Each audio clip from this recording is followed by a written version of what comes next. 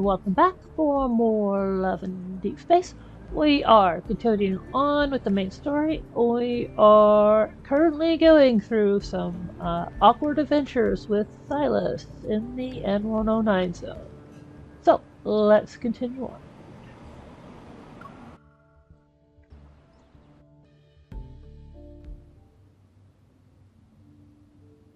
After transferring the data from the storage device, a hologram of Solon Hotel appears. The other file is a list of the auction's attendees. It even has my fake identity and name on it. While it's not complete, it's enough for me to get a better understanding of the auction. By the way, those guys who tried to capture me back at Elysium, were they actually traders who used to work in Onikinus? They also mentioned a Mr. Sherman. Who's that? Why are you interested in a dead person? Next to me, Silas tosses aside Mephisto's broken parts. He gives me a blank expression. I stare back at him and remember what the workshop's owner had said before. Just 2 explosions, one in the northern suburbs and one in the Bloomshore district. And after doing those shameless things and making a mess, then they want you to be their scapegoat.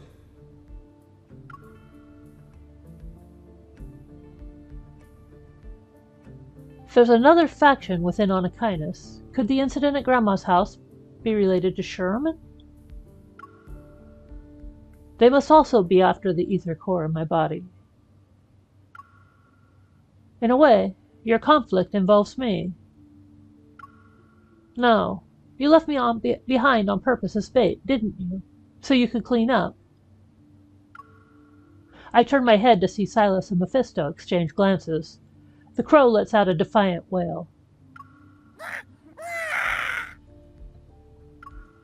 It doesn't matter how deep your hatred is. You've cursed me enough. Get over it. Besides, it was an accident. I didn't mean to injure you.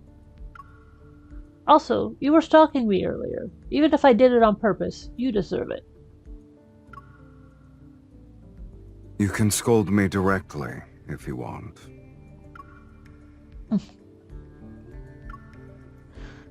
Under the hazy light, Silas reveals a gentle look, completely uncharacteristic of him. I compose myself, realizing I've been unreasonably angry with him. Regardless of whether he wanted to clean up or not, those people were after me. I had to face them sooner or later. A silence settles between us. I clear my throat and try to change the topic to lighten up the mood. When we first met, you said we were the same. If I don't ask now, he might not have the patience to answer me tomorrow.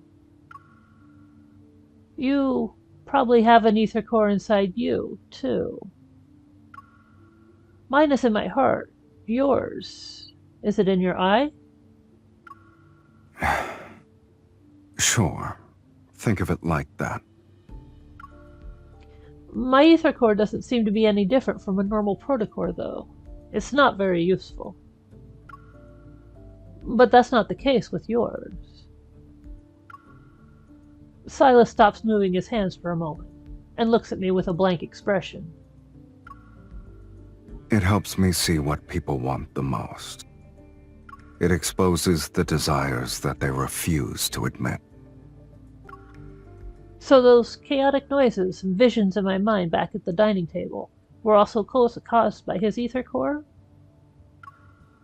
As I think about it, I can't help but look into his eyes again.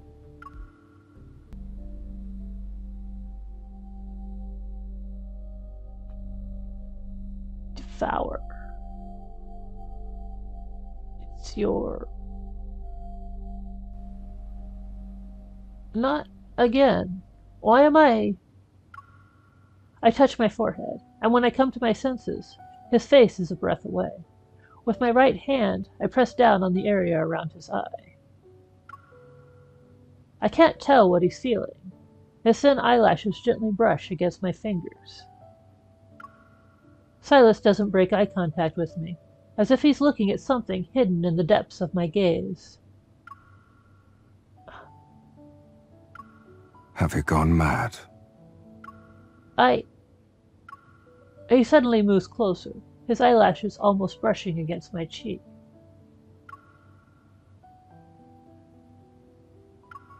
I'm sorry. I just wanted to get a closer look at your ether core. I thought he would push me away, but he didn't. Do you like it when people do that? I take a deep breath and meet his gaze again. Didn't you want to resonate with me? Do you want to try again? Without waiting for him to answer, I grab his hand again. Come on, I'll use both hands this time. A chill blankets his body. I'm not sure if it's the cold breeze coming in from a small gap in the window or his aura. He's good at fighting. He's good at fighting. He's good at fighting. The old gas lamp above us flickers and emits a light softer than the sound of our breaths. He looks good. He looks good. He looks good. I can hear you talking. Enjoy it. This is one of the two good things I can think about you. Moving my gaze down, I look carefully at our interlocked hands, but I still can't feel even the slightest change. It seems we can't rush our resonance, but with the auction fast approaching, I need him to work with me as soon as possible. I organize my thoughts and use the nicest tone I can muster.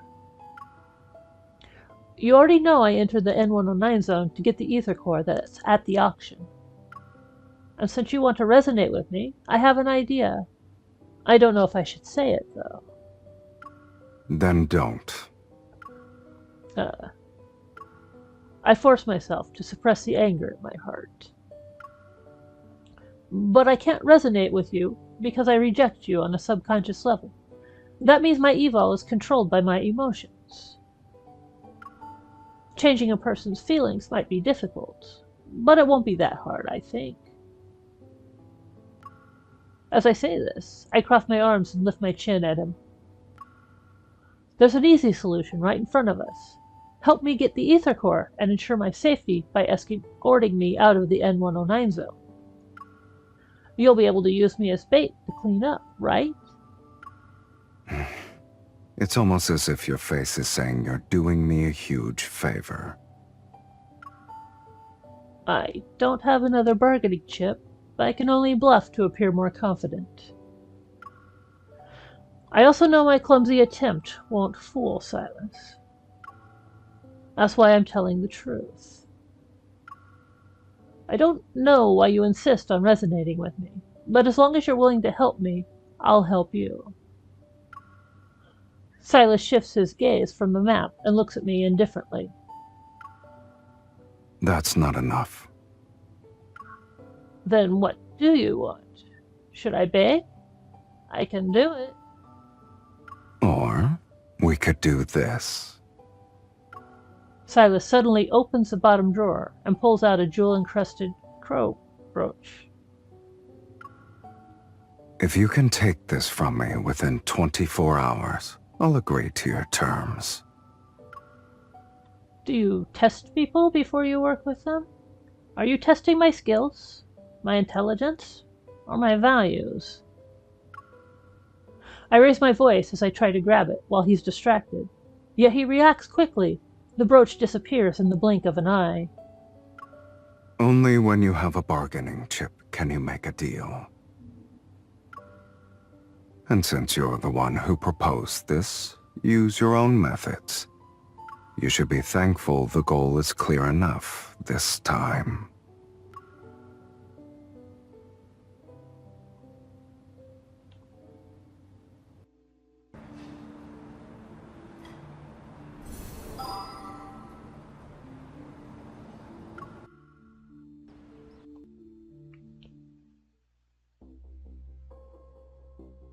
In the dim lighting, the crow brooch on my chest gleams a dark red reminiscent of wine.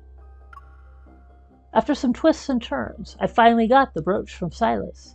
He kept his promise and agreed to help me obtain the ether core. With an expensive dress and dazzling jewelry, my reflection in the mirror is strange, yet sufficiently alluring.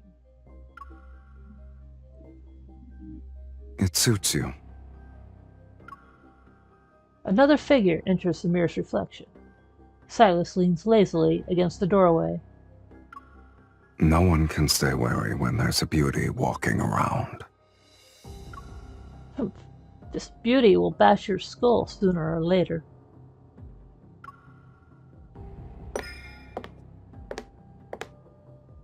I turn around and walk up to scrutinize him. You're just going to waltz right into a dangerous auction without a plan? I like how you assume I didn't make one.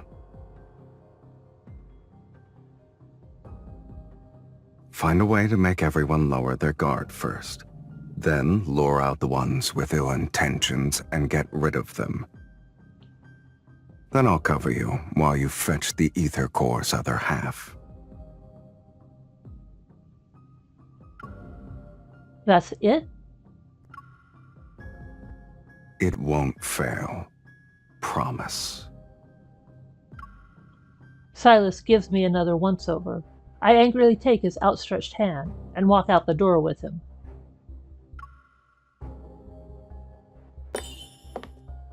You better not be a liability later. To deal with the real masterminds behind the auction, I can only ally myself with someone deadlier than the enemy. All the information I've gathered has created an intricate web of conspiracies. Now it's time to tear it up.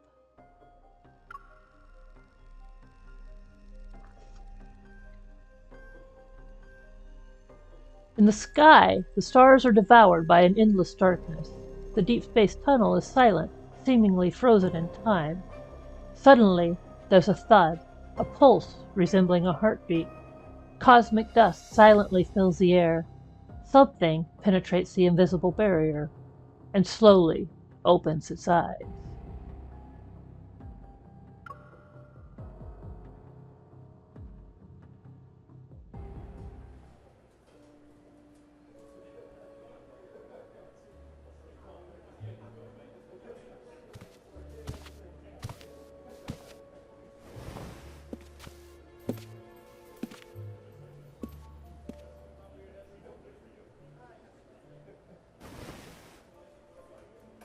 It's not too late to back out now, if you want to. Focus on yourself first.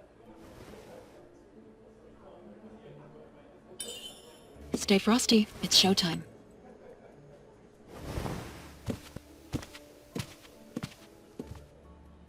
Silas? I thought he would 1, listen. 2, 3 guys. Who's That's that quite the person ambush. next to him? Silas, are you sure they'll bite? It depends on your performance. Mr. Silas, we've been expecting you. I assume you already know how to act as good bait.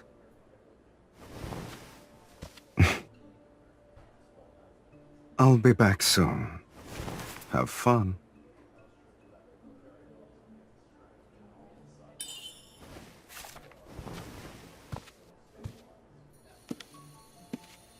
These are ordinary protocors. Good thing they aren't bombs. Something's off about this one. Was it tampered with? Did anything catch your eye, miss? There are even better ones on that side. The stuff you have is pretty mediocre. Silas, it's okay for me to purchase a few items with your card, right? Don't bother me with such trivial matters. I'll take this for 1 million. Please wrap it up for me. 5 million. Why? Your offer will make people think I'm broke. Wouldn't want that, sweetie. In that case, I won't hold back. I changed my mind. 10 million. Are these all the protocors you got? I'll buy everything. Pompous.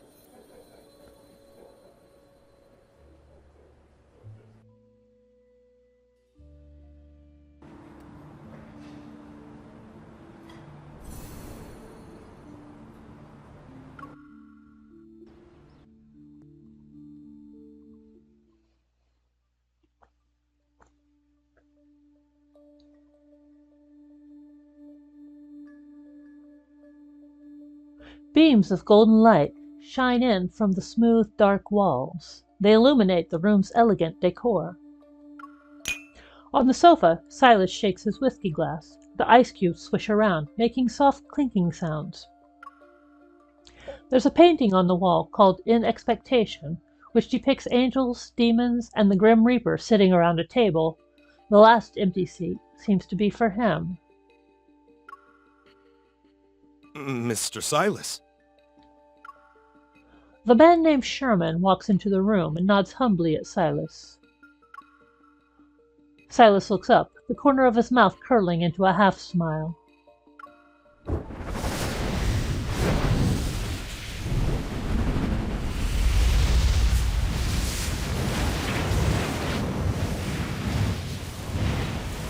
Then, a dark-colored mist seizes Sherman by the collar and slams him into the ground.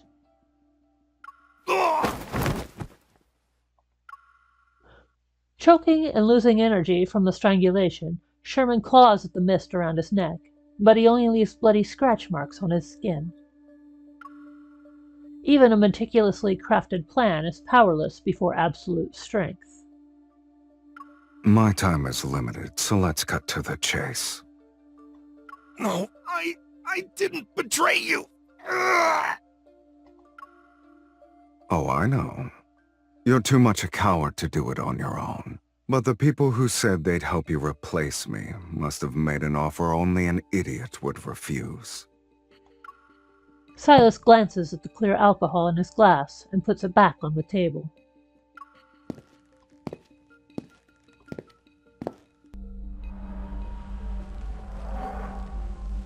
With a faint glow appearing in his right eye, he walks over to Sherman, who's sprawled out on the ground.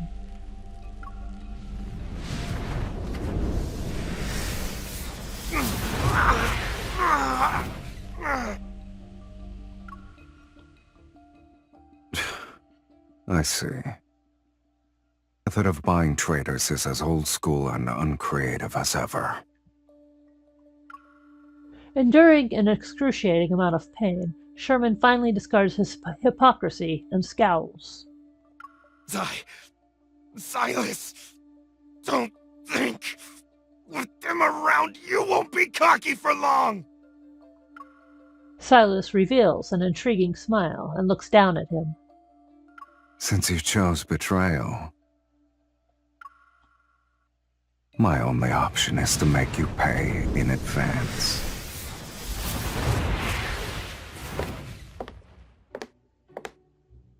Inside the banquet hall, people converse and mingle. Countless eyes check me out, both openly and from the shadows. I fiddle with the protocores I bought. There are traces of other protocurves. These were modified. I turn around, and several pairs of eyes immediately look away. I take this chance to speak in a hushed voice into the earpiece. Silas, how are things going on your end? Miss, the brooch you're wearing is very exquisite. May I buy it from you? A man wearing a suit suddenly blocks my way. Holding out his hand, he smiles as a faint blue electric current flashes from his cuff. Wearing a poker face, I step back and raise my chin. Not interested. Excuse me. The man doesn't budge. He takes another step toward me instead. How does 10 High Towers sound? Ah, the banquet is about to start. Would you like to dance? What are high towers?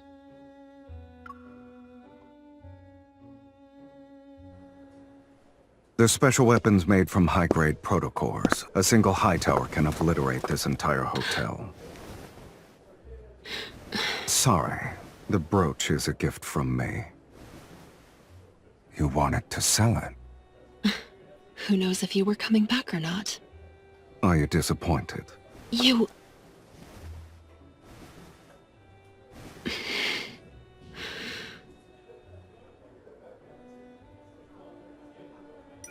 He was going to spend a fortune so he could dance with me. What about you? Shouldn't you make an offer as well?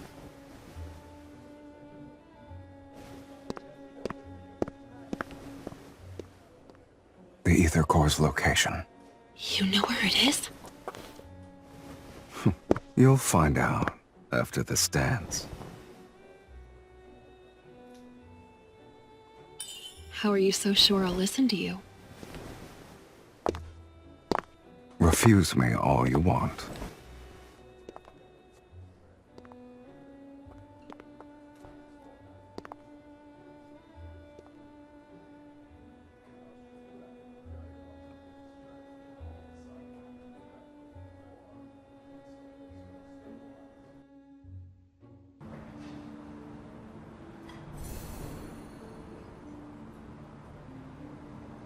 Alright. So I think we're going to take a break there.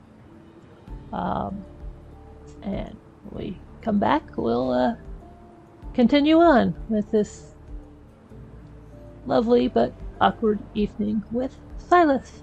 Well, thank you for watching, and I will be back again soon. Take care.